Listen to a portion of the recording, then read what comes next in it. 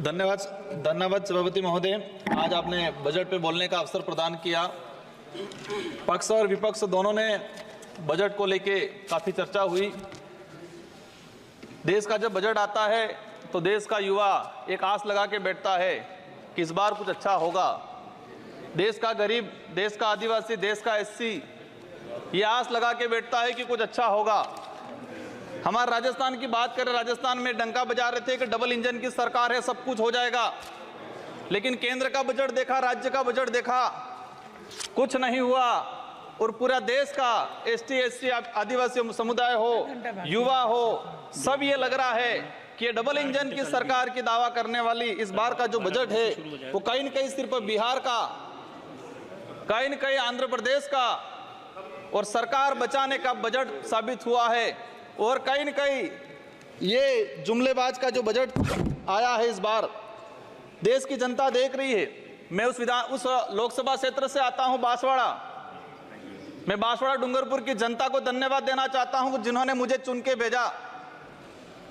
वहां पर हमारे प्रधानमंत्री जी ने कहा था कि जिसकी कोई पहचान नहीं है, जिसका कोई नाम नहीं है, जिसका कोई रिकॉर्ड नहीं है, ऐसे व्यक्ति को जिता के क्या करोगे। लेकिन बांसवाड़ा और डूंगरपुर की जनता ने ठान लिया था कि लोकतंत्र है, राजतंत्र नहीं। और ये राजतंत्र तय करने का किसी को ठेका नहीं है, लोकतंत्र है। जनता ने ठान लिया था कि इस बार राजकुमार रोज जाएगा। मैं आपके माध्यम से, पूरे सदन के माध्यम से मेरी जनता को धन्यवाद देना चाहूंगा। मोदी जी ने कहा था वहां के बड़े बुजुर्गों को कि घर घर जाके राम राम बोल देना और चुनाव जिताना। वहां के बड़े बुजुर्गों ने ठान लिया और कह दिया था, और मेरे माध्यम से और आपके माध्यम से संदेश पहुंचाया है उन तक। मुझे कहा था मोदी जी को कह देना कि देश के आदिवासियों को उजाड़ने का काम पिछले 10 सालों में हुआ है। देश के अंदर धर्म की राजनीति हुई है। देश में 15 लाख रुपए बेरोजगारों को नौकरी देंगे यूं करके 10 साल राज किया है। इस बार हम सबक सिखाएंगे। और उन्होंने मेरे माध्यम से मैसेज पहुंचाया है कि गुरु गोविंद की धरती है, मावजी महाराज की धरती है, संत सुरमाल महाराज की धरती है।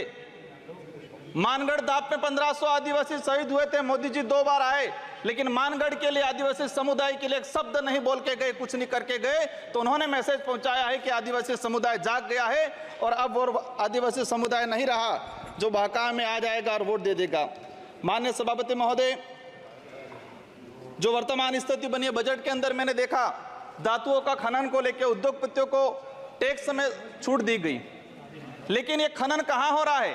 धरती पे हो रहा है, हमारे देश में हो रहा है, पहाड़ों में हो रहा है, जंगलों में हो रहा है। और वहां पर जीव जंतु रहता है और आदिवासी समुदाय भी रहता है। लेकिन आदिवासियों के समय के आदिवासियों के लिए क्या प्रावधान किया गया? आदिवासी इलाके के अंदर देखा जाए, आदिवासी समुदाय बैठा हुआ है, उसको जमीन का पट्टा नहीं मिला हुआ आज तक, आजादी से पहले से बैठा हुआ है, लेकिन वो जमीन की बात करेगा।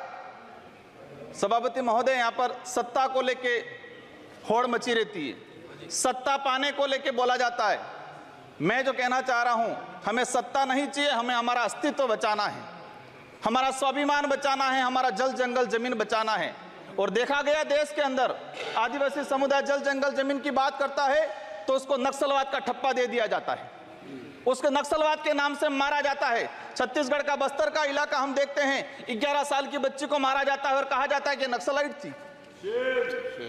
3-3, 4-4 साल के बच्चों को मारा जाता है, गर्भवती महिलाओं को मारा जाता है।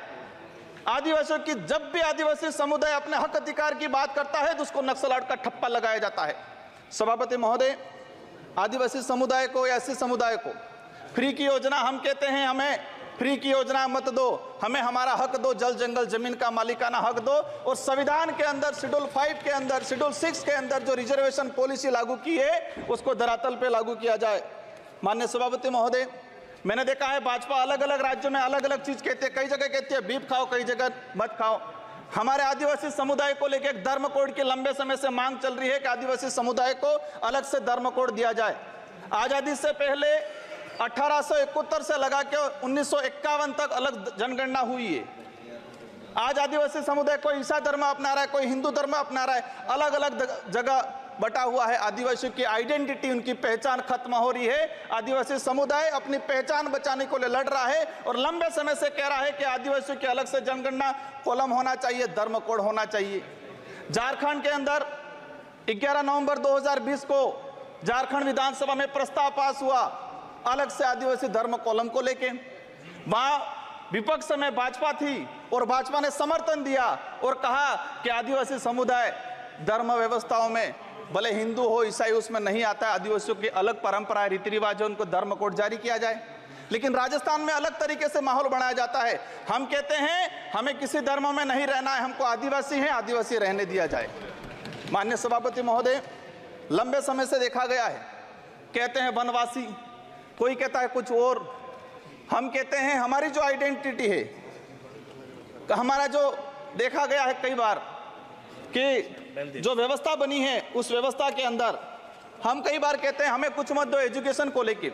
नई शिक्षा नीति, मुझे लग रहा है अभी घंटी बजने वाली है, मैं 2 मिनट में मेरा समाप्त करूंगा। नई शिक्षा नीति के तहत यह प्रावधान किया गया है कि 6 साल का बच्चा होगा इसके बाद उसको पहली क्लास में एडमिशन दिया जाएगा। माननीय सभापति महोदय, मैं कहना चाह रहा हूं निजीकरण को बढ़ावा देने का तरीका है ताकि प्राइवेट संस्थाएं खत्म हो, सरकारी संस्थाएं खत्म हो, प्राइवेटकरण हो, ये कहा गया है। मैं अंत में एक ही चीज कहना चाहूंगा, मेरी लोग माननीय सदस्य प्रधान बरुआ जी,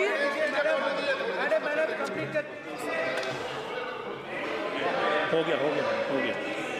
धन्यवाद महोदया, मुझे आपने बजट में बोलने के लिए मौका दिया। मैं सर्वप्रथम प्रधानमंत्री जी को धन्यवाद ज्ञापन करता हूं, क्योंकि असम का अहोम डायनेस्टी का माउंट बेरियल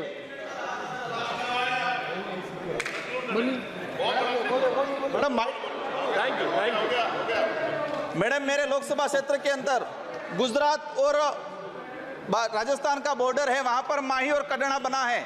मैं सरकार से कहना चाहता हूं अगर आदिवासी समुदाय के लिए उस क्षेत्र के लिए कुछ करना चाहते हो तो इरिगेशन के तहत माही और कड़ना से प्रोजेक्ट तैयार करके उस इलाके के अंदर रखा जाए। अंत में आप सबको धन्यवाद।